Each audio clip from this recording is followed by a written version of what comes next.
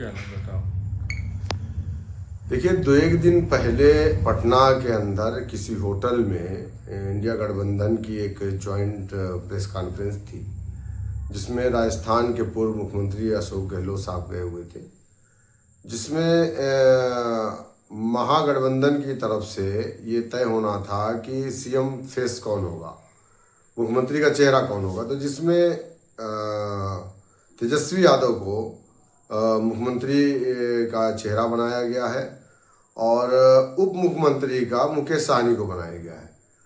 मेरा सवाल इसी पर है कि 2.6% वाला उप मुख्यमंत्री बनेगा, 14% वाला मुख्यमंत्री बनेगा और 18% वाला दरी बिछाएगा, कुर्सी लगाएगा, नारा लगाएगा, जिंदाबाद के नारे लगाएगा।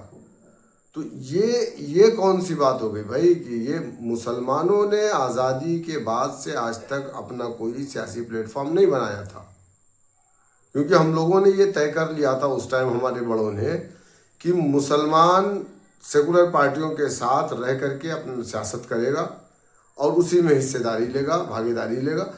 लेकिन 75 साल से ज़्यादा हो गया इस देश को आज़ाद होकर के, आज देश का मुसलमान मुख्य धारा से कट गया है।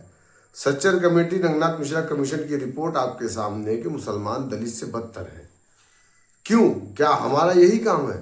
क्या 18% वाला डिप्टी सीएम नहीं बन सकता? अब उस पर इन्होंने सफाई ये दी है कि हम और डिप्टी सीएम बनाएंगे, उसमें हो सकता है कि एक मुसलमान का भी बेटा हो।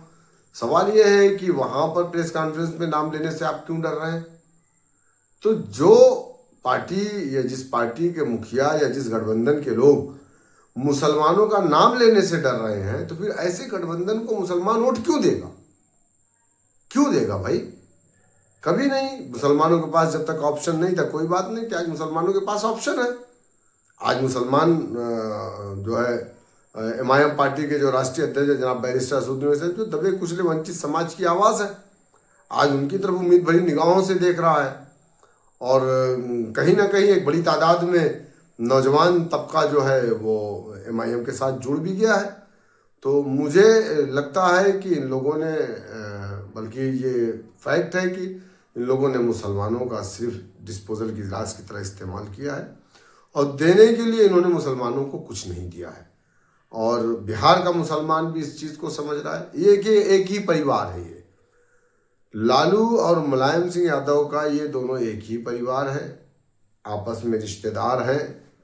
ये लोग खुद अपने समाज के नहीं हुए हैं, ये हमेशा अपने परिवार के होकर के रहे हैं। आप देख लीजिए कि बिहार के अंदर लालू जी मुख्यमंत्री बनेंगे, उनका बेटा मुख्यमंत्री बनेगा, उनका बेटा मंत्री बनेगा, उनकी बेटी सांसद बनेगी, एक उनकी दूसरी बेटी भी एमपी एमएलए बनेगी।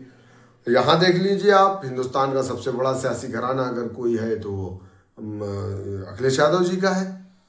उनके फादर मुख्यमंत्री थे, उनका बेटा मुख्यमंत्री बना, उनका भाई मंत्री बनेगा, उनके चाचा मंत्री बनेंगे, उनकी बहन, उनके भाई सांसद बनेंगे, उनके भतीजा सांसद बनेंगे। भाई 7% यहाँ पर आप हैं, हाँ, यहाँ पर 20% हमारी आबादी है ना। तो यहाँ पर हम कहीं दिख रहे हैं ना वहाँ पर। सिर्फ अब्दुल का एक ही काम बचा है कि वो इन नाम नेहाद सेकुलर पार्टियों को वोट डालेगा। अब तो नहीं चलने वाला है ना ये। 2.5% वाला ये कह रहा है कि जब तक आप मेरा नाम का अनाउंसमेंट नहीं करेंगे कि मैं उप मुख्यमंत्री बनूंगा, जब तक मैं मंच पर नहीं आऊंगा। और अब्दुल क्यों जाएगा तुमको वोट डालने के लिए?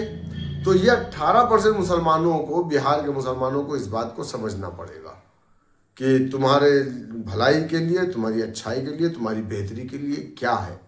जब तक तुम डॉक्टर संजय निषाद की तरह नहीं सोचोगे, जब तक तुम ओम प्रकाश राजभर की तरह नहीं सोचोगे, जब तक तुम मान्यवर काशीराम की तरह नहीं सोचोगे, जब तक तुम मुलायम सिंह और लालू यादव की तरह नहीं सोचोगे, जब तक तुम्हारा अपना भला होने वाला नहीं है।